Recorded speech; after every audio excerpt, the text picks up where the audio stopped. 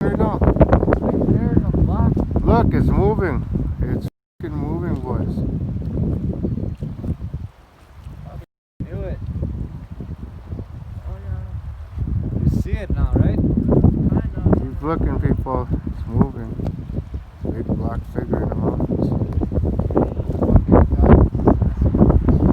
Kane found Sasquatch. Time 11:30 in the morning, Sunday, May 31st. Hey everyone, this is Sherry and Sean, and we have a video that someone sent in to us, and it's a very, very fascinating one. I think you guys will be very interested to see it. It's something that I don't think it's been released to anyone, has it? No, I think we're the first one he sent it to. Okay, so this one should be a good new one for everyone to see.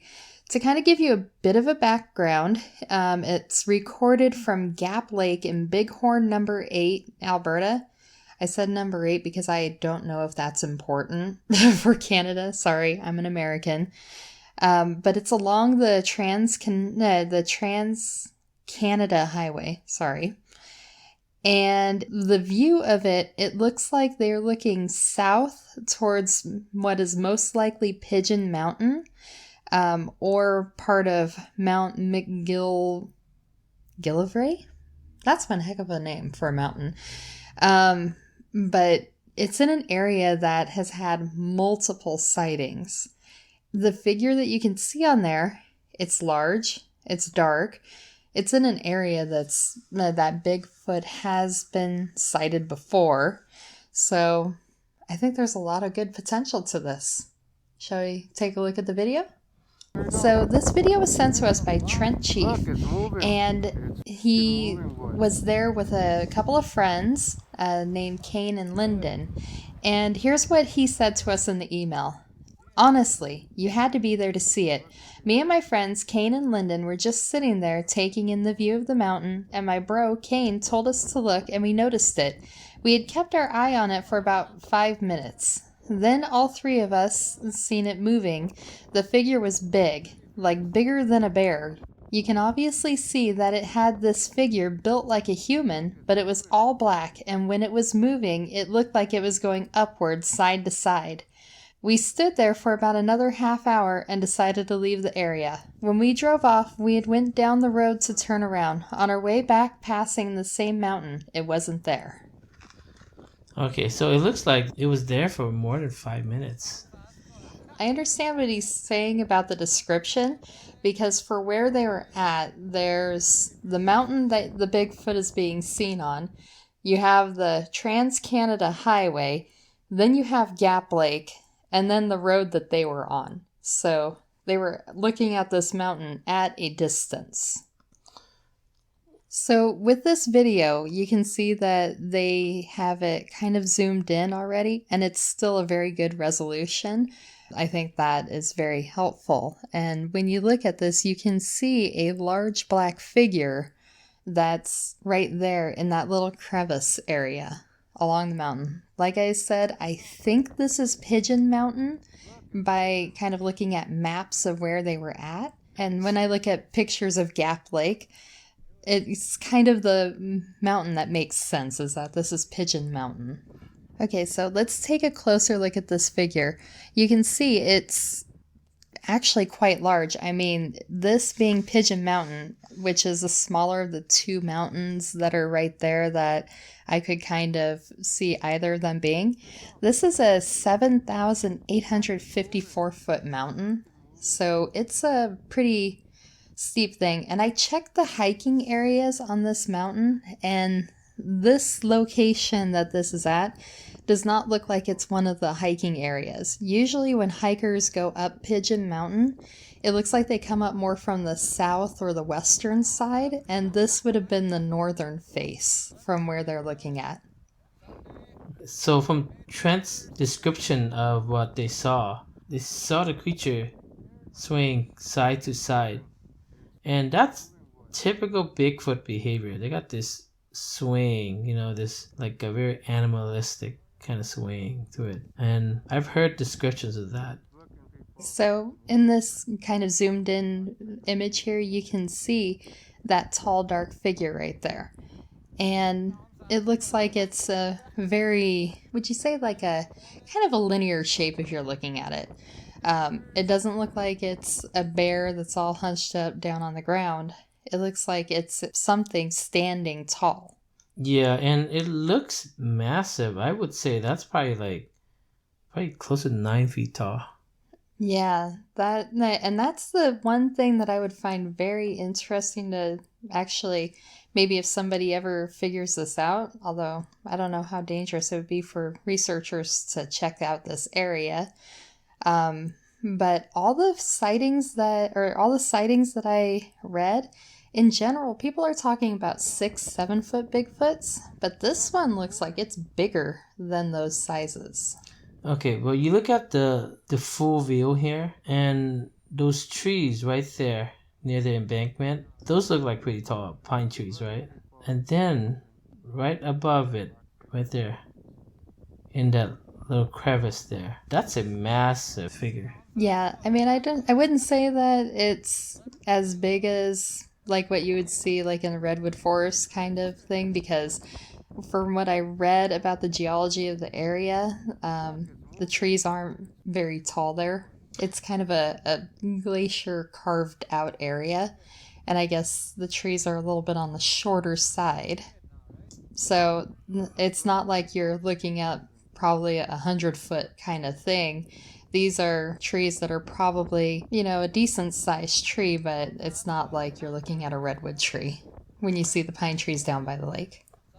So in this kind of zoomed in image, you can kind of see what looks like maybe arms off to the side at a few kind of frames.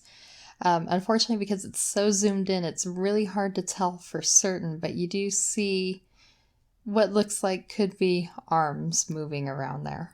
There is a head up there, but, since it's probably more like a Bigfoot creature, its head is normally without a neck. So you're just kind of looking more for a dome on top of shoulders instead of trying to find some definition with a neck.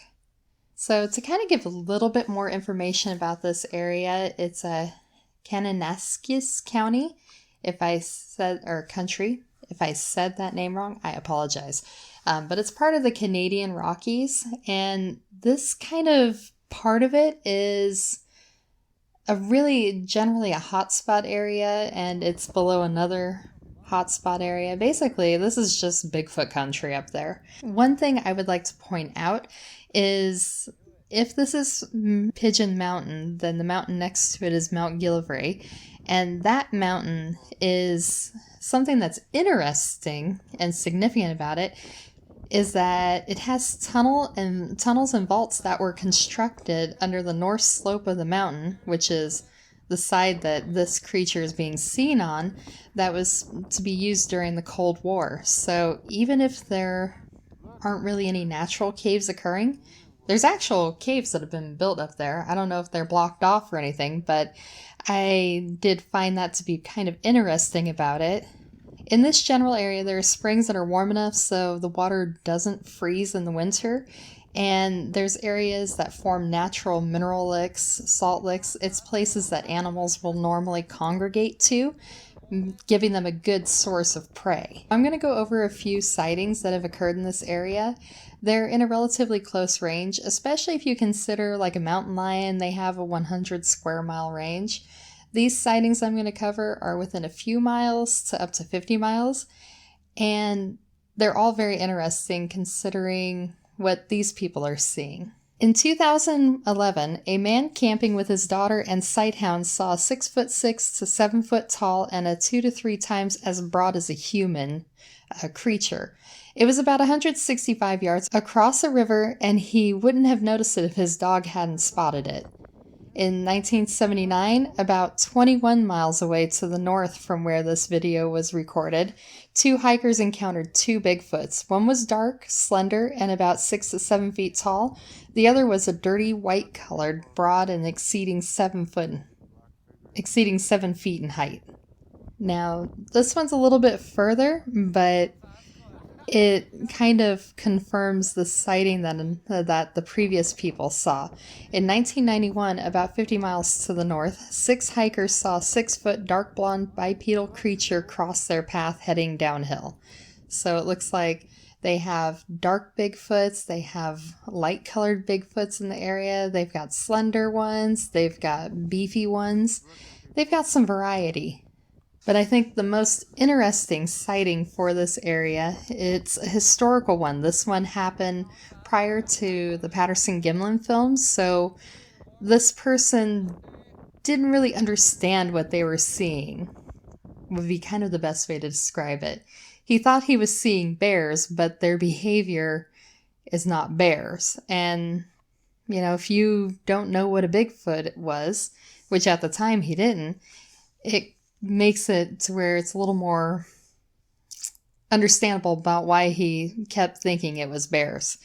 In 1966, about 50 miles to the west of the original video that you see here, a hunter spotted what he thought was 3 bears at a distance.